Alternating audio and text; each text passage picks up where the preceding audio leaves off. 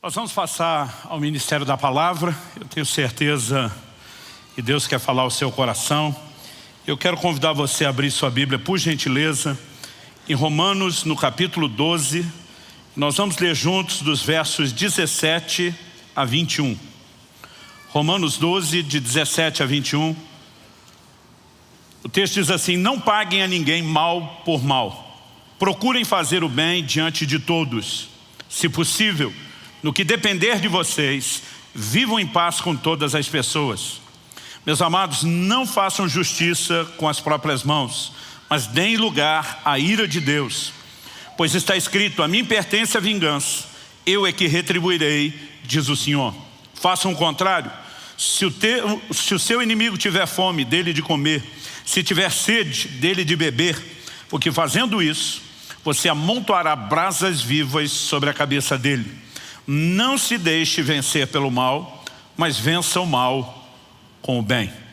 Meu Deus, suplicamos o favor do alto, a ajuda e o auxílio do Teu Espírito Santo, para que possamos compreender a Tua palavra, não apenas no nível da mente e da razão, mas no íntimo do coração, por revelação, pela ação do Teu Espírito Santo, que pedimos, traga aquela aplicação pessoal que só o Senhor pode fazer. Que a Tua palavra possa gerar não apenas fé, que ela gere correspondência, que ela de fato produza em nós crescimento. E nós desde já te agradecemos pela certeza do que o Senhor fará em nome de Jesus. Amém. Bom, eu me sinto dirigido por Deus a compartilhar essa verdade com vocês hoje, fundamentada aqui em Romanos 12. No verso 17, nós vemos a declaração: não paguem a ninguém mal por mal. A versão atualizada de Almeida diz: não torneis a ninguém mal por mal. Outras traduções, como a NVI, diz: não retribuam. Essa palavra tanto fala de devolver, numa espécie de reciprocidade, mutualidade, como também era usada para falar de pagamento. São todas possíveis traduções. Mas o verso 17, ele apenas nos orienta a respeito do que fazer. O verso 21, ele na verdade trabalha conosco o motivo. Ele arremata dizendo: não se deixe vencer pelo mal, mas vença o mal com o bem.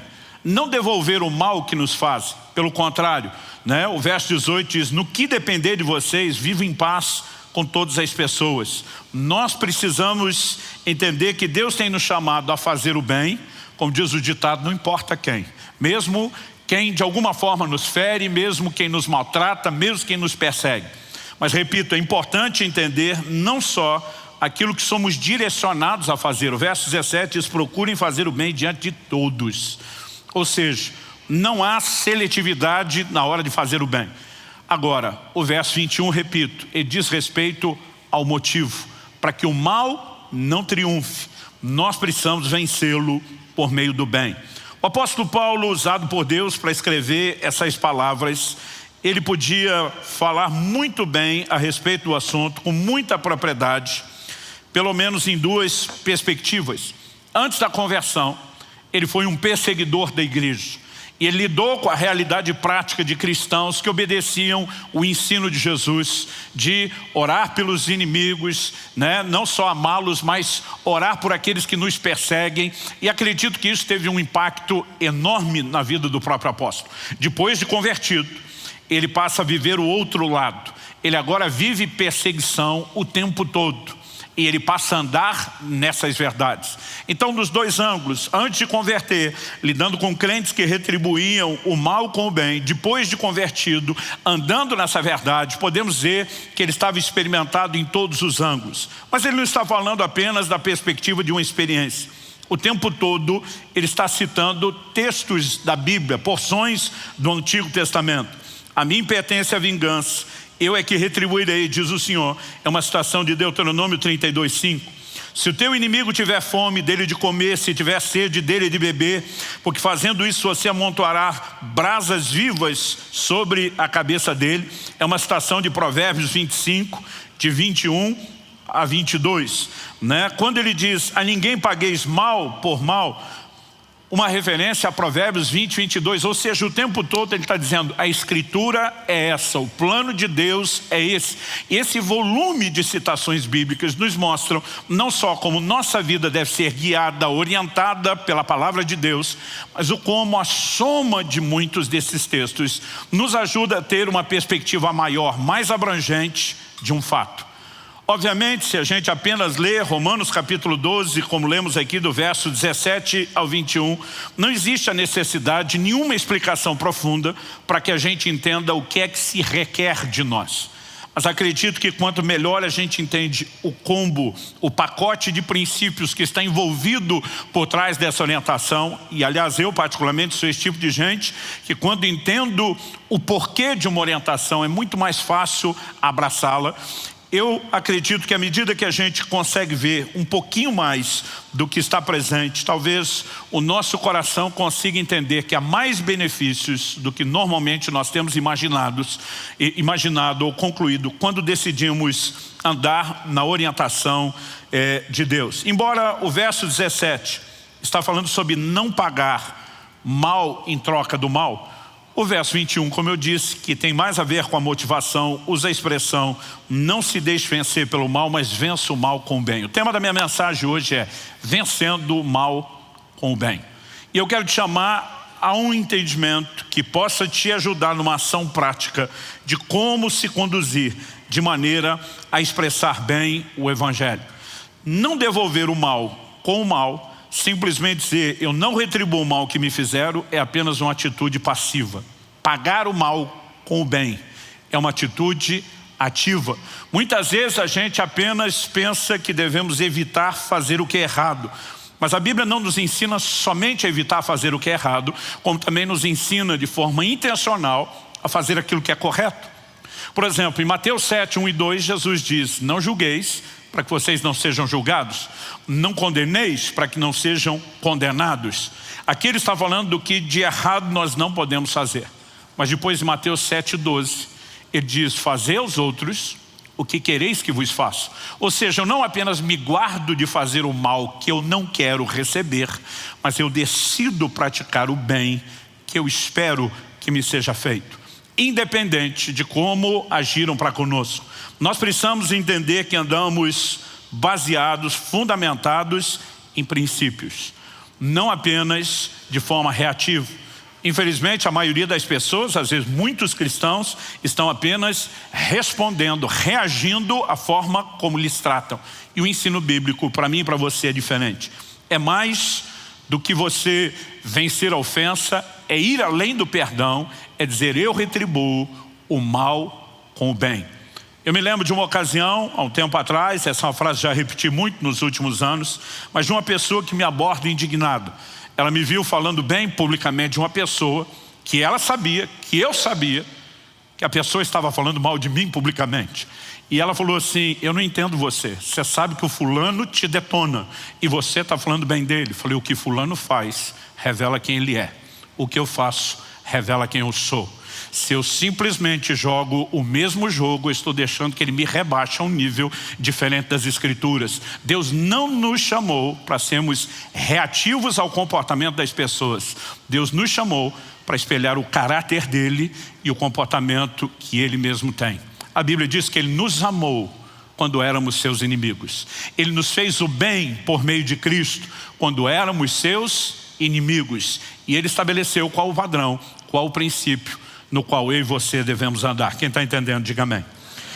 Para que a gente possa olhar para esse texto, que por si já é, eu diria, autoexplicativo, eu gostaria de seguir a lógica que o próprio apóstolo Paulo aplica, citando muitos textos do Antigo Testamento, para que a gente consiga enxergar melhor, de um modo mais abrangente, o princípio.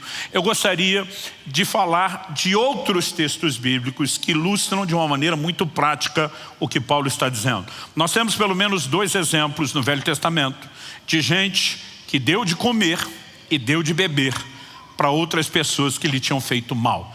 Em todas essas 2 ilustrações, nós temos uma orientação prática. Uma delas acontece com Isaac, filho de Abraão. A outra acontece com o profeta Eliseu. Eu gostaria que a gente pudesse avaliar esses dois textos. Depois de avaliar esses dois exemplos, essas duas lições práticas, eu queria que a gente terminasse explorando algo que o próprio Jesus, no Sermão do Monte, ensinou. E acredito que com isso, a gente consiga ter uma perspectiva um pouquinho maior e ampliada do volume de princípios que está por trás daquilo que é exigido de mim e de você, não sugerido, mas que é exigido de mim e de você, do nosso comportamento enquanto cristãos. Então, em primeiro lugar, eu quero falar dessa lição de Isaac. Se você puder, me acompanhe em Gênesis, no capítulo 26. Nós vamos primeiro ler dos versículos 12 a 17. Depois de ler do 12 ao 17, nós vamos ler do 27 ao 32. Gênesis, capítulo 26, de 12 a 17. O texto diz assim: Isaac semeou naquela terra e no mesmo ano recolheu 100 por um, porque o Senhor o abençoava. Ele enriqueceu, continuou prosperando, ficou riquíssimo. Tinha ovelhas e bois e grande número de servos, de maneira que os filisteus tinham inveja dele. E por isso lhe entulharam todos os poços que os servos de seu pai haviam cavado nos dias de Abraão, enchendo-os de terra. Abimeleque disse a Isaac: saia de nossa terra, porque você já é muito mais poderoso do que nós. Então Isaac saiu dali e se acampou no vale de Gerar, onde ficou morando. Em primeiro lugar, esses 5 versículos que lemos, fala de como quando Isaac, filho de Abraão, está em Gerar, ele prospera debaixo da graça, do favor de Deus. Se você olhar os versos anteriores, a Bíblia diz que havia uma fome, havia uma crise. Mas a Bíblia diz que naquele ano de fome, de crise, quando todo mundo está feio na fita, ele colheu 100 vezes mais. E a Bíblia dá um motivo: porque o Senhor o abençoava. Quantos querem ser abençoados por Deus? Bom, junto com a bênção de Deus vem um preço. Qual o preço? A Bíblia diz que os que não estavam sendo abençoados por Deus ficaram com inveja dele. E movidos de inveja, né? E a inveja é um sentimento que quando você não está vivendo é difícil de entendê-lo. Se você está vivendo, ele parece totalmente justificável. Você fica imaginando por que alguém quer fazer o mal a outra pessoa por inveja, né? Por exemplo, a Bíblia diz que Caim matou Abel por inveja. O que é que Abel fez para Caim? Nada. Mas de alguma forma, aquele contraste a observar o comportamento era de alguma forma lido como uma ofensa. Muitas vezes a gente fica tentando, né, compreender quando alguém sente inveja, qual o motivo daquela hostilidade. Mas se eu e você somos tomados pelo sentimento de alguma forma, parece que ele é totalmente justificável. E por conta dessa inveja, a Bíblia diz que começaram a entulhar os poços, né? Poços que foram abertos já desde a época de Abraão, seu pai, que também tinha peregrinado em Gerar. A coisa vai se tornando cada vez mais difícil, o relacionamento cada vez mais complicado, e a hostilidade chega num ponto onde ele é literalmente convidado a se retirar. Ele recebe uma gentil proposta: vaza, some daqui, nós não queremos você no nosso meio. Então ele simplesmente levanta, literalmente levanta acampamento e muda. Agora, o que é que acontece? Se você der uma olhadinha comigo agora nos versos 27 a 32, a Bíblia diz, eu vou começar no 26, a Bíblia diz assim: Abimeleque, seu amigo Alstate e Ficol, comandante do seu exército, saíram de Gerar para encontrar Isaac. Isaac perguntou: por que vocês vieram à minha presença e me odeiam e me expulsaram do meio de vocês? Eles responderam: vimos claramente que o Senhor está com você. Então pensamos que seria bom se houvesse um juramento entre nós e você. Queremos fazer uma aliança com você. Acho interessante a ideia. Pensamos que seria bom. A pergunta é: bom para quem? Eles estão sendo bem interesseiros. Verso 29. Você jura que não nos fará mal, assim como nós também não fizemos nenhum mal a você, mas fizemos somente o bem e o deixamos ir em paz. Você é agora o abençoado do Senhor. Então Isaac lhes deu um banquete, e comeram e beberam. Levantando-se de madrugada, juraram de parte a parte. Isaac os despediu e eles se foram em paz. Nesse mesmo dia, vieram servos de Isaac, dando-lhe notícia do poço que tinham cavado, lhe disseram: achamos água. Vamos observar juntos aqui algumas coisas. A noção de bem que esses camaradas de Gerar tinham: nós deixamos você em paz, nós não matamos você. nós te fizemos o bem. Essa era a noção deles de fazer o bem. Então nós esperamos que você nos trate bem, porque nós te fizemos o bem. Entulhar os seus poços, né? O perseguiram, o hostilizaram, o expulsaram, mas a perspectiva ainda é, podia ter sido pior. E nós te poupamos do pior. Como que Isaac respondeu? A Bíblia diz que Isaac deu um banquete. Aqui não fala apenas de oferecer uma comida, uma sobra de comida. Fala de fazer algo especial, distinto e oferecer o melhor. Normalmente, com quem você quer banquetear, né? Banquete não fala apenas da celebração de uma data, como muitas vezes temos na nossa cultura, mas ele sempre esteve relacionado ao longo da história com a celebração de pessoas. Normalmente, os convidados são pessoas honradas, são pessoas que apreciamos. Mas a Bíblia diz que Isaac decidiu tratá-los dessa forma. Lhes deu um banquete, a Bíblia diz, comeram e beberam. Eram os seus inimigos. Ali não era nem meramente a fome, uma necessidade. Ele simplesmente decide agir com dignidade, com honra. Qual foi o resultado? O resultado não é apenas que a paz é definitivamente estabelecida depois daquele banquete por meio de um juramento. Mas a Bíblia diz, naquele mesmo dia, a Bíblia diz que eles saíram de madrugada, provavelmente o jantar foi à noite, não se viajava à noite no escuro. Então logo está amanhecendo o dia, eles começam a viagem. A luz do dia chega, o dia de trabalho e produtividade começa e vem a notícia no mesmo dia. A Bíblia não diz foi na mesma semana, não diz foi na semana, no mesmo dia. Eles simplesmente olham para Isaac e diz, achamos água. Interessante que daqui para frente não existe contenda por aquele poço, como existiu pelos outros.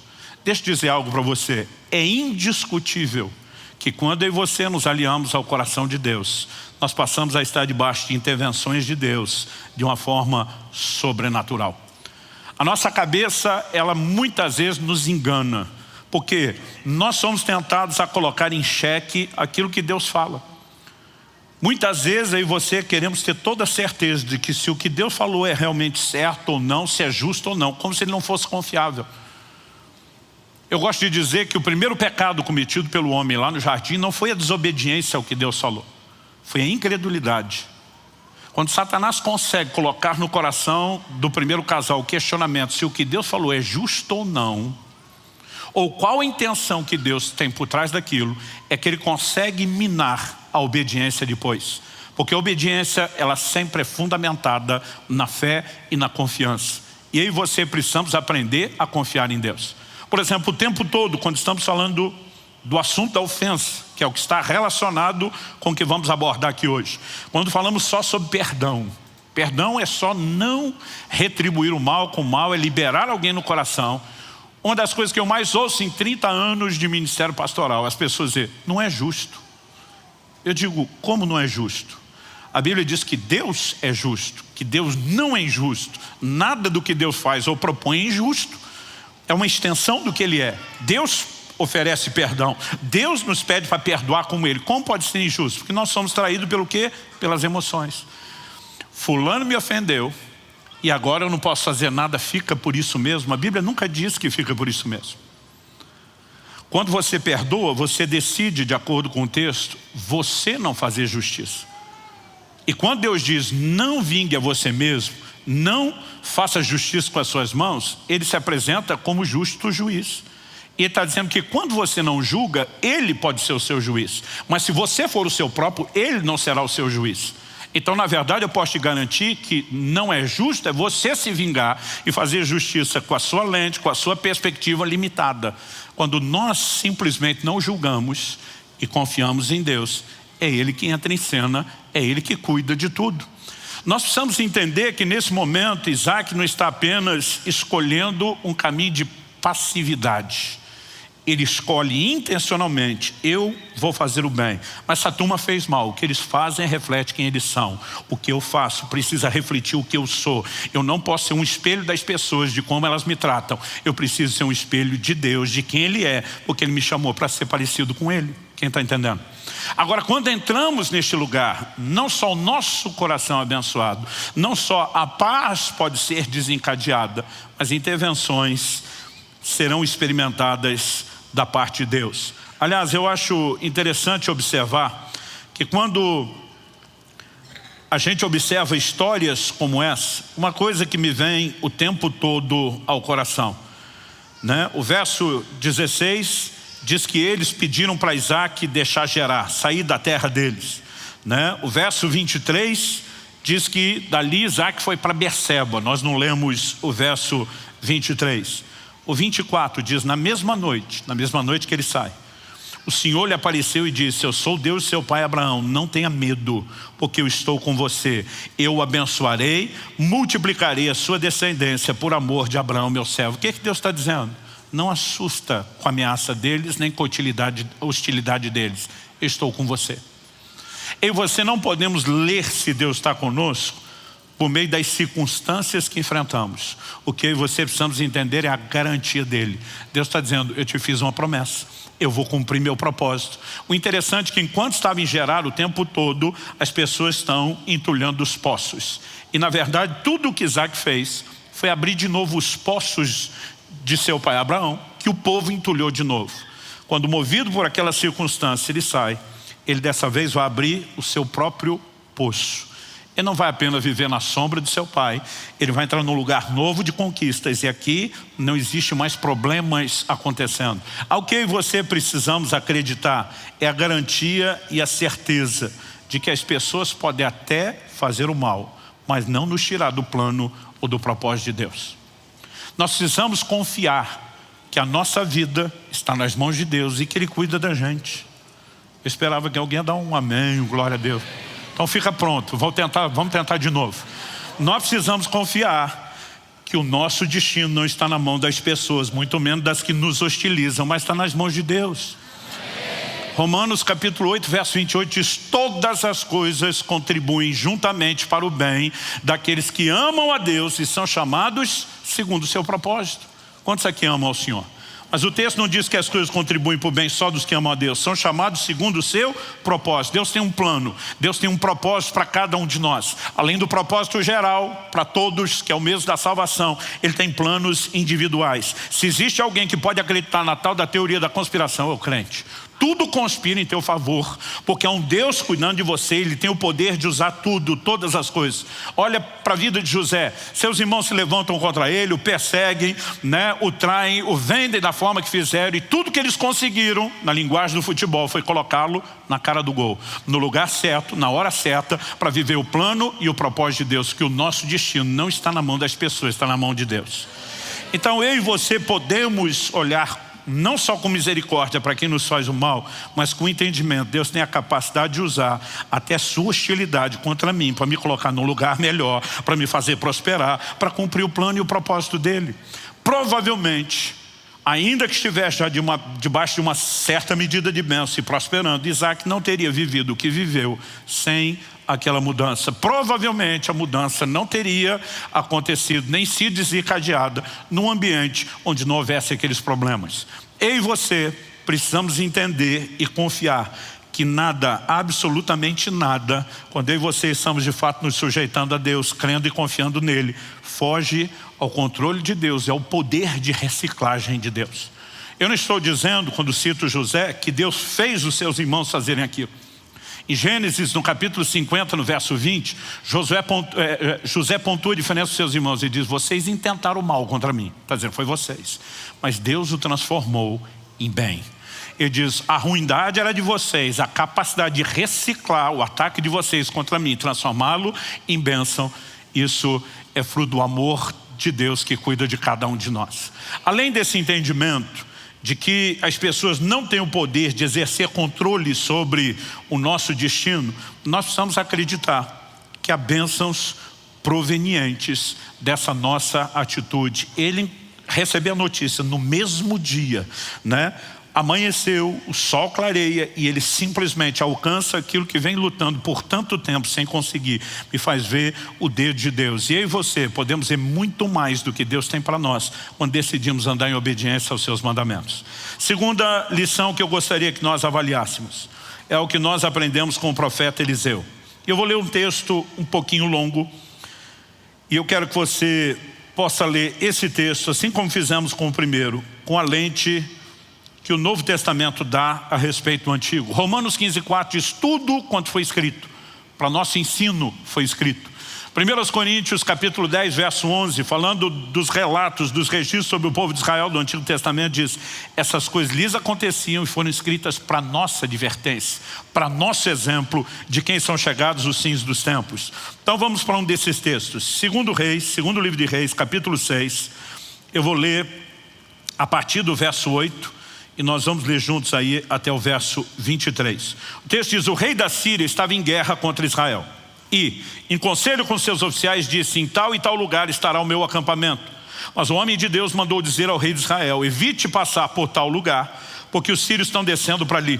O rei de Israel enviou tropas ao lugar de que o homem de Deus lhe havia falado e de que o tinha avisado, e assim se salvou mais do que uma ou duas vezes. O rei da Síria ficou angustiado com esse incidente. Então chamou seus servos e perguntou: vocês não vão me dizer quem dos nossos está do lado do rei de Israel? Um dos servos respondeu: ninguém, ó rei, meu senhor. Mas o profeta Eliseu, que está em Israel, conta ao rei de Israel as palavras que o senhor fala no seu quarto de dormir. Então o rei disse: vão e descubram onde ele está, para que eu mande prendê-lo. E contaram ao rei: eis que ele está em Dotã. Então o rei enviou para lá cavalos, carros de guerra e um grande exército. Eles chegaram de noite e cercaram a cidade. O servo do homem de Deus levantou-se bem cedo e, ao sair, eis que havia tropas, cavalos e carros de guerra que haviam cercado a cidade. Então o moço disse a Eliseu: ai, meu senhor, o que faremos? Ele respondeu: não tenha medo, porque são mais os que estão conosco do que os que estão com eles. E Eliseu orou e disse: Senhor, peço-te que abras os olhos dele para que veja. E o Senhor abriu os olhos do moço, e ele viu que o monte estava cheio de cavalos e carros de fogo ao redor de Eliseu. E quando os sírios desceram contra ele, Eliseu orou ao Senhor e disse: peço-te que firas essa gente de cegueira. E ele os feriu de cegueira, conforme a palavra de Eliseu. Se o texto terminasse aqui, a gente ia pensar que Eliseu estava bem nervosinho. Mas olha a continuação. Então Eliseu lhes disse aos homens feridos de cegueira: não é este o caminho, nem esta cidade. Sigam-me e eu os guiarei ao homem que vocês estão procurando. E os guiou à cidade de Samaria. Deixa eu abrir um parênteses. Samaria era a capital de Israel, o reino do norte. Depois do reino dividido, a partir de Roboão, filho de Salomão e neto de Davi, 10 tribos formam o reino do norte e só 2, Judá e Benjamim, formaram o reino do sul. Então Samaria é a capital do reino. Era o lugar onde estava o rei com todo o seu exército. A Bíblia diz: e os guiou à cidade de Samaria, uma cidade murada. Quando eles chegaram a Samaria, Eliseu disse: ó Senhor, abre os olhos desses homens para que vejam. E o Senhor abriu os olhos deles e viram, e eis que estavam dentro de Samaria. Quando o rei de Israel os viu, perguntou a Eliseu: meu pai, devo matá-los? Ele respondeu: não os mate. Você mataria aqueles que fizesse prisioneiros com a sua espada e o seu arco? Ordena que lhes deem pão e água para que comam, bebam e voltem para o seu senhor. Aqui, assim como no caso de Isaac, nós temos alguém que intencionalmente decide oferecer comida e bebida para quem procurava o mal. Verso 23 diz: então o rei ofereceu-lhes um grande banquete. De novo a ideia aqui é banquete. Outro detalhe a ser considerado em conta: quando você lê os capítulos anteriores e posteriores, você vê que o cenário era de uma crise econômica e financeira sem precedentes. Ou seja, não tinha comida sobrando. Comeram e beberam, e aqui eles deram de comer literalmente a um batalhão. Comeram e beberam, ele os despediu e eles voltaram para o seu senhor. E da parte da Síria, não houve mais investidas na terra de Israel. Eu amo essa declaração bíblica. A partir daquele momento, a paz acaba se estabelecendo, O rei da Síria não tem mais coragem, vencido pelo constrangimento, de continuar nenhuma tentativa de guerra. O que eu e você podemos aprender com essa lição? Com Eliseu e a forma como ele cuidou e gerenciou dessa circunstância. Primeira coisa que eu e você precisamos nos lembrar é que Deus não apenas nos ama, mas Deus também ama quem está tentando nos fazer o mal. A forma como ele tem que gerenciar isso tudo é algo além da nossa capacidade de entendimento. Mas é confortável saber que quando você já esteve tentando fazer o mal a alguém, Deus também continuava lhe amando. Ele não ama apenas os seus malfeitores, Ele te ama enquanto você possa estar na mesma categoria. Aliás, a Bíblia diz que Ele nos amou quando éramos seus inimigos, que Deus não faz acepção de pessoas. E é o que eu e você precisamos entender, que quando decidimos fazer o bem a alguém, independente de como ele nos trate, nós estamos sintonizando com o coração de Deus e com a afeição de Deus por todas as pessoas. Isso é uma perspectiva que todos nós precisamos ter e que Deus também quer o bem deles. Como que José reagiu para com seus irmãos? Ele diz para eles: olha, vocês intentaram o mal contra mim, mas Deus transformou em bem. Mas a razão pela qual eu não vou tentar vingança não é só porque Deus gerenciou o que vocês fizeram contra mim em meu favor. Deus só tinha uma razão para me promover ao lugar onde eu estou. Era que eu garantisse o bem de vocês. Fazer o bem a vocês é minha missão. É parte do propósito que Deus me confiou. Cada um dos seus irmãos era simplesmente o cabeça de uma das futuras tribos de Israel. Em todas essas tribos viriam ainda à existência muita gente amada por Deus, gente com quem Deus teria planos e propósitos especiais. E José simplesmente consegue sair daquela perspectiva emocional e ele olha qual é o plano e o propósito de Deus, o que é que Deus tem em mente. E diz: então eu não só não vou retribuir o mal que vocês me fizeram, mas eu vou pagar isso com o bem. Eu cuidarei de vocês, eu vou sustentar vocês. Porque eles já tinham vivido um concerto, mas quando Jacó morreu, seus irmãos ficaram temerosos. Eles não conseguem acreditar no perdão de José e pensam: ele fez isso enquanto nosso pai estava vivo. Agora que papai morreu, ele vai mostrar quem ele é. Ele vai botar as garras de fora. Ele vai vir com tudo para cima da gente. E eles procuram José para uma nova conversa, dizendo: sabe que seu pai pediu para você perdoar a gente de verdade? José olha para eles e diz: gente, eu vou cuidar de vocês. Não preciso se preocupar se eu perdoei ou não perdoei. Não preciso se preocupar se haverá retaliação. Eu fui levantado por Deus para promover o bem. Essa é a minha missão. E se vocês me fizeram mal antes de poder receber o bem, o constrangimento é todo de vocês. Eu vou fazer aquilo que eu fui chamado para fazer. Mas esse entendimento de conseguir ver até na vida de quem de alguma forma está ferindo, né, está te atacando, de conseguir ter um entendimento: Deus os ama, Deus tem algo para essas pessoas. É algo que eu e você precisamos trazer para esse combo. Quando Jesus está na cruz, qual a oração dele? Senhor, perdoa-lhes, eles não sabem o que fazem. Jesus está olhando e dizendo: estão sendo movidos por cegueira espiritual, mas o Senhor os ama, o Senhor tem um plano e um propósito, não leve isso em conta. Estevão, quando estava sendo apedrejado, ora de forma semelhante a Jesus, refletindo o comportamento de Jesus, não se espelhando naqueles que estão atacando, né? E naquele momento não só maltratando, mas matando ele. Ele simplesmente clama misericórdia: não lhes impute esses pecados. Agora, sabe o que é curioso? A Bíblia diz que colocaram as vestes de Estevão, o primeiro mártir, aos pés de quem? De Paulo. O mesmo Paulo que está escrevendo que eu e você podemos vencer o mal com o bem. Eu disse que Paulo teve as duas perspectivas. Quando ele se converte, ele compartilha no testemunho que a frase que ele ouve de Jesus, quando Jesus aparece para ele, é: dura coisa te é recalcitrar contra os aguilhões. Durante anos eu li essa frase sem ter noção do que ela significava. Primeiro, porque eu não sabia o que era o verbo recalcitrar. Segundo, porque eu não tinha ideia do que eram os aguilhões. Recalcitrar significa dar coice. É isso que é recalcitrar, um jeito mais bonito de falar da coice. O que era o aguilhão? Aguilhão era um espeto que o lavrador que usava a junta de bois tinha para quando o animal empacava e não queria puxar o arado. Então eles pegavam aquele espeto, normalmente de madeira, às vezes tinha uma ponta de ferro, e cutucavam o lombo do animal para ver se com a espetada ele desempacava e voltava a trabalhar. Mas tinha alguns animais que eram tão teimosos que, além de não se movimentar para frente com a espetada, ele começava a dar coice na ponta do aguilhão e se machucava ainda mais. O que é que Jesus está dizendo a Paulo? Eu estou te espetando faz um tempo e até hoje você só está dando coice contra os espetos. A pergunta a ser feita é: que espetos eram esses? Por eliminatória, eu não consigo pensar em nada que não seja o comportamento dos cristãos que Paulo perseguia. Presenciar uma cena como essa, de um homem sendo apedrejado e ajoelhado, orando por você, que coordena a equipe que está executando, ela tem que produzir alguma coisa na consciência dos outros. E eles carregavam esse entendimento. Deus ama essas pessoas que estão me hostilizando como me amava quando eu mesmo hostilizava. Paulo, depois de convertido, agora ele passa a ser perseguido e agora ele adota exatamente o mesmo comportamento que ele viu em tantos crentes, porque a Bíblia diz que ele assolou a igreja de Deus.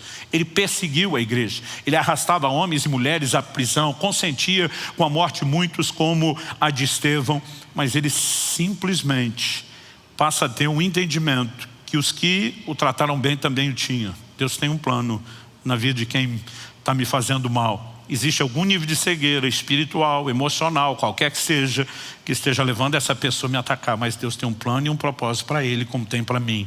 Eu não quero tomar partido em fazer absolutamente nada contra essas pessoas.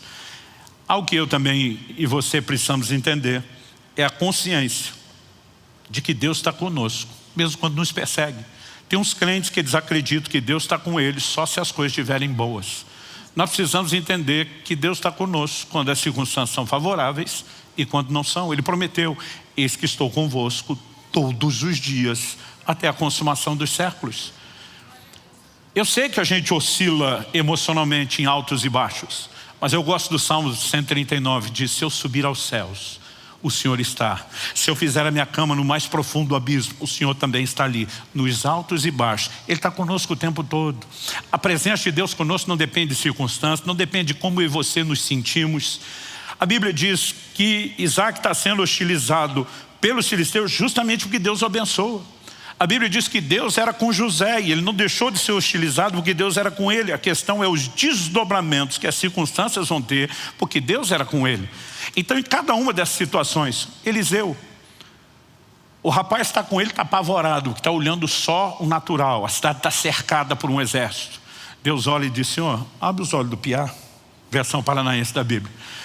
Abre os olhos do piá, ajuda ele a ver o que ele não está enxergando. A Bíblia diz que Deus abriu os olhos do garoto e ele viu um exército celestial muito maior, muito mais numeroso, com a mensagem. Deus está dizendo: eu posso gerenciar alguns níveis de maldade e hostilidade dos outros contra você, sem deixar de estar com você, sem deixar de cuidar de você. E quando você tem a perspectiva maior, é muito mais fácil você conduzir-se naquilo que você está passando ou enfrentando. Quem está entendendo?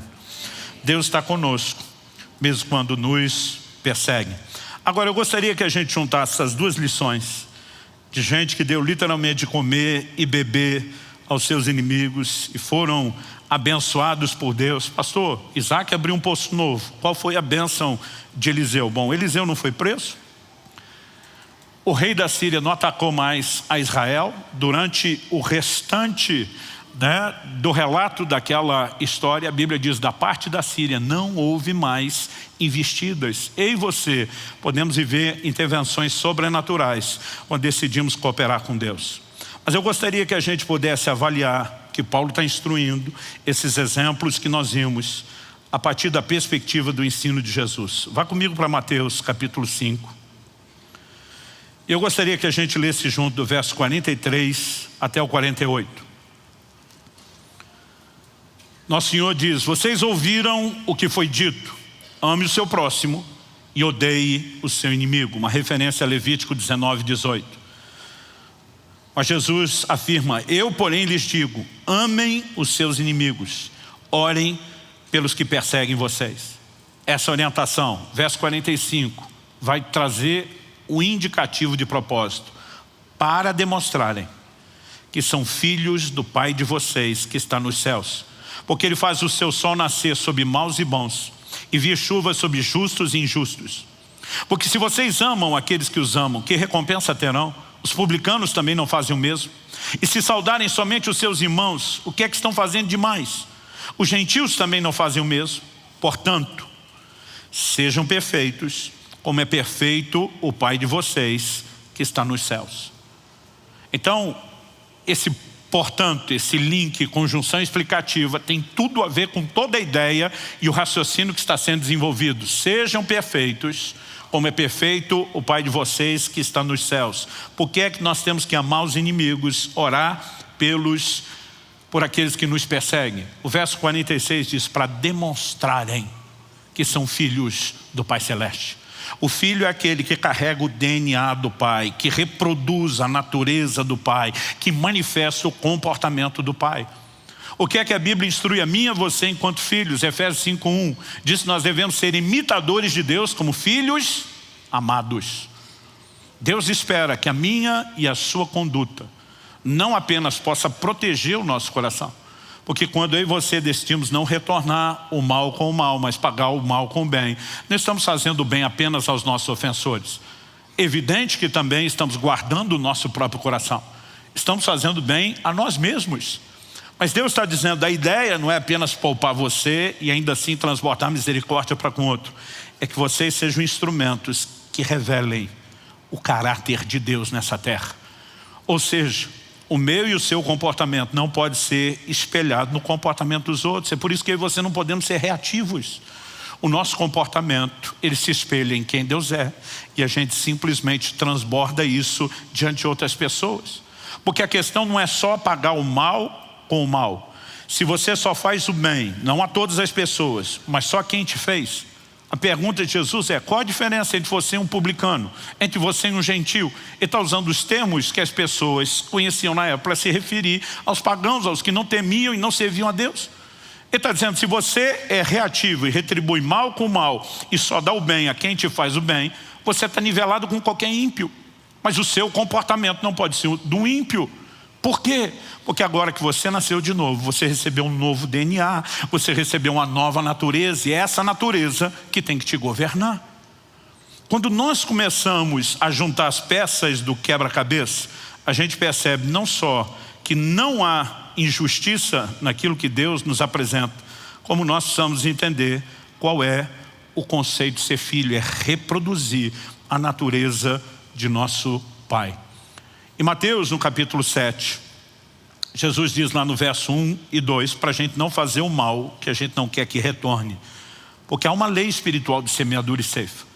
Tudo, eu chamo isso de efeito bumerangue, tudo que vai e volta. Então ele diz, não julgue para não ser julgado, não condene para não ser condenado. Mas ele diz, mais do que não fazer aquilo que você não quer que faça, faça aquilo que você quer que te faça. Fazei aos outros aquilo que quereis que vos façam. Você quer que os outros sejam compreensivos com você? Seja com os outros. Quer que os outros sejam misericordiosos com você? Seja com os outros. O tempo todo nós precisamos entender agora, esse padrão não pode ser baseado apenas no interesse do tratamento que eu quero receber, mas precisa ser baseado no entendimento de que ele reflete o caráter de Deus. Agora, por que Deus faz chover sobre justos e injustos? Porque o amor de Deus para conosco não é reativo. Isso não significa que no seu lado justo Deus não vá recompensar atitudes. Mas nós precisamos entender que o amor dele não é reativo ao nosso comportamento. E ele está nos chamando a ser como ele é e a funcionar como ele funciona. Então Jesus termina falando lá no verso 48, sede perfeitos, como perfeito é o vosso Pai Celeste. Sabe, você conseguir perdoar quem te ofendeu é uma vitória. Você entrar num lugar onde já não se deixa ofender é um nível de maturidade maior e uma vitória ainda maior. Mas quando você entra num lugar onde você passa a viver como estilo de vida, eu vou retornar o mal que me fizeram com o bem, com uma consciência. O que as pessoas fazem reflete quem são, o que eu e você fazemos reflete quem somos. Não quem somos porque escolhemos ser melhores do que os outros, mas quem somos quando entendemos a nossa identidade de nova criatura, de gente que tem o fruto do Espírito, que é governada pelo Espírito Santo que o carrega. Isso vai fazer toda a diferença. É lógico que isso também é uma escolha. Em Romanos, no capítulo 8, no verso 5, o apóstolo Paulo nos faz entender isso. Os que se inclinam para a carne, a velha natureza, vão cogitar, pensar, vão ser governados por essa natureza. E a Bíblia diz que a inclinação da carne dá para a morte. Mas os que se inclinam para o Espírito, a nova natureza, a Bíblia diz, esses não só cogitam, pensam as coisas do Espírito, mas se inclinam para a vida. Quando eu e você pensamos não só nos resultados, mas no que a palavra de Deus nos apresenta em relação ao processo de santificação, nós precisamos entender que o aspecto relacional também é parte da obra de santificação para a qual eu e você fomos chamados. Por exemplo, em Hebreus, no capítulo 12, no verso 14, a orientação bíblica é: procurem viver em paz com todos. Com todos é todo mundo sem exceção. E busquem a santificação, sem a qual ninguém verá o Senhor. Para alguns, viver em paz com todo mundo, situação relacional tranquila é uma coisa, e buscar a santificação é outra. A Bíblia está dizendo: busque a paz com todos e a santificação, sem a qual ninguém verá o Senhor. A prova de que os dois assuntos estão sendo tratados como um só está no verso seguinte, o 15. Cuidem para que ninguém fique afastado ou se prive da graça de Deus, e que nenhuma raiz de amargura brotando cause perturbação, e por meio dela muitos sejam contaminados. Busque a paz com todos e a santificação. Porque se você não estiver em paz com os outros e uma raiz de amargura brotar, você se priva da graça de Deus, você se desconecta de Deus. Sem santificação ninguém vê a Deus. Ou seja, a maneira como eu e você gerenciamos as emoções e como reagimos às ofensas é parte do processo de santificação. A Bíblia não faz uma distinção e diz: olha, ser santo é guardar da imoralidade do corpo, mas na alma deixa qualquer lixo e toxicidade se acumular. Não, a Bíblia diz que isso é parte do processo de santificação, e eu e você temos que nos guardar disso. Em 1 Tessalonicenses, no capítulo 5 e no verso 15, o apóstolo Paulo diz assim, e aqui eu termino: tenham cuidado. Eu gosto dessas advertências bíblicas do tenham cuidado. Ele está dizendo: vigia, fique esperto, presta atenção. Tenham cuidado para que ninguém retribua aos outros mal por mal. Pelo contrário, procurem sempre o bem uns dos outros e o bem de todos. Uma afirmação muito idêntica à orientação que foi dada em Romanos 12, o texto que nós lemos no início. Aí ele continua e diz assim: estejam sempre alegres. Alegre-se sempre. Em outras palavras, o seu humor não deveria ser ditado pela forma como os outros te tratam. Eu e você temos motivos para estar alegres, independente de se os outros estão nos tratando bem ou não. Eu e você fomos salvos. Temos o nosso nome escrito no livro da vida. Aliás, Jesus disse que a gente tinha que se alegrar mais por isso do que por qualquer outra bênção. Quando os apóstolos chegam dizendo: Senhor, no teu nome os demônios submetem, os enfermos são curados, Jesus diz: alegrai-vos antes, porque os vossos nomes estão escritos no livro da vida do Cordeiro. Ele está dizendo: mais do que o mover de Deus nas circunstâncias, eu e você temos uma alegria eterna, garantida, permanente. E eu não consigo entender um crente que já não se alegra em Deus por causa do que alguém lhe fez. A Bíblia está chamando eu e você a colocar o foco no lugar certo. Para que ajude isso, verso 17 diz: orem sem cessar. Porque na oração eu e você conectamos com Deus, com os recursos de Deus, ajustamos o nosso foco. Olha o verso 18: em tudo deem graças, porque essa é a vontade de Deus para vocês em Cristo Jesus. Todo dia uma pessoa falou: pastor, essa orientação é meio insana e ilógica. Eu tenho que agradecer por tudo. Eu falei: não é por tudo, é em tudo. Ele falou: qual a diferença? Eu falei: a diferença é que você não agradece a circunstância pela circunstância em si. Você agradece a circunstância porque você tem motivos de alegria a despeito delas. Então você permanece grato, porque o seu motivo de gratidão não é meramente circunstancial. Então se você levantar cedo e der uma topada com o dedão do pé no pé da cama, você não tem que agradecer: Senhor, muito obrigado que esse pé da cama estava no meio do caminho. Não é isso, mas a despeito disso, você não precisa dizer: meu dia está arruinado, minha alegria acabou. Eu e você somos orientados por valores maiores. Quem está entendendo, diga amém. Aí ele continua e diz assim: não apaguem o espírito. Porque tem muito crente que por causa de picuinha emocional, ele está deixando de viver o fervor e a intensidade espiritual que poderia estar vivendo. Não desprezem as profecias, examinem todas as coisas, retenham o que é bom. Verso 22, abstenham-se de toda forma de mal. Do que é que ele está falando? Não retribua o mal por mal, há um contexto. Verso 23, o mesmo Deus da paz o santifique em tudo. Que eu santifique em tudo. Santificação integral. Que o espírito, a alma e o corpo de vocês sejam conservados íntegros e irrepreensíveis na vinda de nosso Senhor Jesus Cristo. Tem crente que ele guarda a santidade do Espírito, pastor, não me meto com nada do mundo espiritual das trevas. Ele guarda a santidade do corpo e diz, estou fugindo da imoralidade, mas entrega a alma dele para o lixo o tempo todo, permitindo todo tipo de sentimento, permitindo que a ofensa entre, que a falta de perdão se instale, como se isso fosse justificável ou permitido. Nós precisamos entender que é parte do processo de santificação. Deus não está pensando apenas naquela pessoa para quem eu e você vamos fazer o bem. Ele quer o meu e o seu aperfeiçoamento. E para que a gente viva esse aperfeiçoamento, precisamos entrar nesse lugar da oração, precisamos do enchimento do Espírito Santo, precisamos preservar o nosso foco naquilo que de fato nos alegra e nos enriquece. Eu e você temos valores muito maiores. Quem está entendendo, diga amém. Vamos ficar em pé para parecer que está acabando. Eu gostaria que nós pudéssemos ter um momento de oração juntos.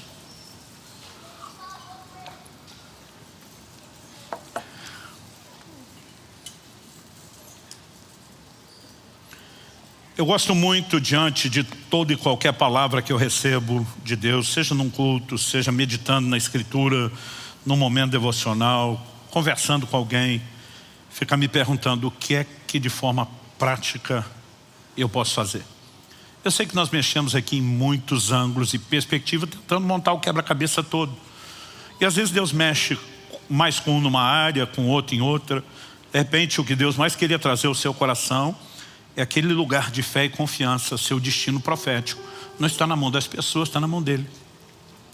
Talvez para outro seja simplesmente o entendimento de que você não pode ser escravizado pela ofensa e não pode ser reativo. Mas diante de tudo aquilo que nós falamos, o ponto importante enquanto oramos é: Deus, o que é que o Senhor quer que eu faça?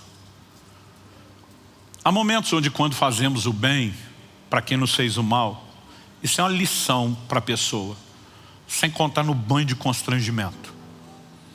O rei da Síria não conseguiu mais atacar Israel depois da atitude de Eliseu. E eu já vivi momentos onde, fazendo o bem a quem me fez mal, a pessoa ficou muito constrangido, parece que a ficha dela caiu. Já houve momentos de Deus me dirigir a fazer o mal, pagar o mal com o bem, e não deixar que a pessoa soubesse que era eu que estava fazendo. Então isso significa que Deus não queria necessariamente fazer algo na vida do outro. Às vezes tudo que Ele quer é ajustar o foco na nossa. Tem a ver comigo e com você. Então, de todas essas variáveis possíveis que nós trabalhamos, e aquelas que eu nem apresentei, mas Deus pode estar trazendo dentro de você, a pergunta mais importante antes de terminarmos a reunião é: o que é que o Senhor quer que eu faça? E nós precisamos ser sensíveis a esse tipo de direcionamento. Precisamos entender que há uma batalha contra a palavra que você recebeu. A parábola do semeador, Jesus fala de uma semente que cai à beira do caminho. Essa nem germina. A chance de dar fruto é extinta assim já de cara, no começo. A Bíblia diz que esses são os que ouvem a palavra e não entendem. Como que Jesus explicou isso depois? Ele diz que as aves vêm e comem a semente antes dela germinar. Na hora de interpretar, Jesus explica que as aves dos céus são os demônios. Há uma briga no reino espiritual. E o diabo quer roubar aquilo que você ouviu, porque ele sabe que o que você ouviu tem o poder de te mudar e quebrar o controle dele sobre a sua vida. Mas muitas vezes a gente só não vê a hora do culto terminar, porque já picou o cartão, pagou com a rotina, nossa mente está focada em outra coisa, e nós não permitimos que aquilo que Deus está falando seja trabalhado. E muitas vezes nós só desligamos isso e nem nos damos conta de que nós é que estamos sendo roubados. Então, nesses momentos de oração, eu gostaria que nós pudéssemos ter uma cultura que isso não é só o protocolo de final do culto. É um momento onde nós podemos garantir a germinação, a frutificação da palavra. É um momento onde nós podemos ter um direcionamento mais prático, personalizado daquilo que Deus nos fala. E eu quero que você ore e fale com Deus por um instante. Eu vou orar por você. Você não precisa ouvir minha oração. Você pode fazer a sua. Espírito Santo, nós precisamos não apenas do combo da compreensão de princípios, nós precisamos daquela aplicação personalizada que só o Senhor pode fazer. E nós oramos por isso agora. Que a semente da Tua palavra lançada no coração dos meus irmãos e irmãs não seja roubada quando saírem desse lugar. Nós oramos para que aquilo que o Senhor começou aqui agora não termine no final do culto. Nós oramos que aquilo que o Senhor começou continue, cresça, progrida, se desenvolva em cada um de nós. Nós queremos ser trabalhados pelo Senhor, pelo Teu Espírito, pela Tua Palavra, e nos expomos a isso. Reconhecemos que toda a natureza carnal se levanta contra essas verdades, reage de forma quase hostil a essas verdades. Mas nós oramos que o Senhor não apenas abra o entendimento espiritual, como traga todo o quebrantamento e sensibilidade necessária para não apenas entendermos, mas praticarmos a Tua Palavra. Nós oramos por isso em nome de Jesus. E desde já te agradecemos pela certeza de que o Senhor nos conduzirá. Alguns terão aquela clara sensação, Deus de fato está me dirigindo. Outros talvez podem acreditar que chegaram à conclusão sozinhos, sem perceber o quanto o Senhor os influenciou. O que nós te pedimos é que o resultado final seja o mesmo, independente de como seja o processo. Que o Senhor nos guie a ações práticas da Tua Palavra. Nós oramos em nome de Jesus. Amém. Se você crê e concorda, diga amém. Você recebe essa palavra, diga eu recebo em nome de Jesus.